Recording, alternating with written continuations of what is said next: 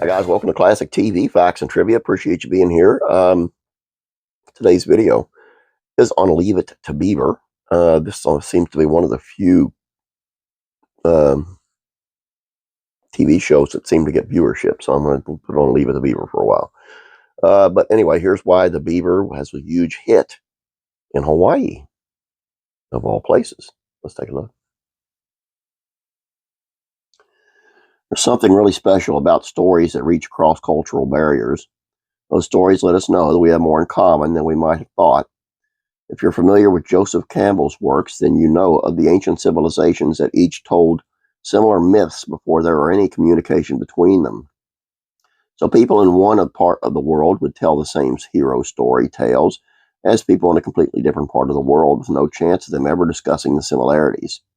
There wasn't any coordination, plan, or reason for the storytelling reoccurrences all over the globe. But it was more than just a coincidence. People worldwide have the same needs when it comes to stories. Stories might wear a different costume or be told with a different rhythm, but they satisfy and fulfill in the same ways.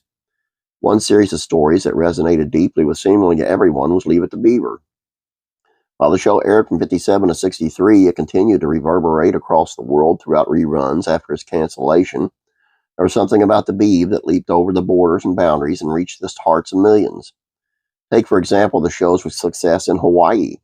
While some might think that picket fence suburbia of Beaver might seem a far cry from the palm trees and beaches of our 50th state, something about the series connected in a big, big way.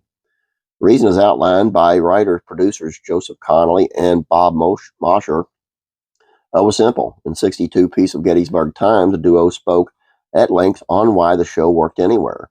I guess you have to sum it up by saying that kids are kids, whether it's in Honolulu, New York, or Jackson, Mississippi, said Mosher. Funny thing about kids is that they can associate themselves with kids of other countries without any trouble. Mosher's creative partner Joseph Connolly echoed the sentiment, adding that he felt people everywhere could watch the Beaver's ongoing adventures and feel some admiration for the little guy. For instance, said Connolly, kids like the Beaver because he has a capacity for getting in and out of trouble. Normal trouble, that is. Never anything serious. Parents find him an interesting youngster, and he is their idea, perhaps, of the typical American kid in the early teens.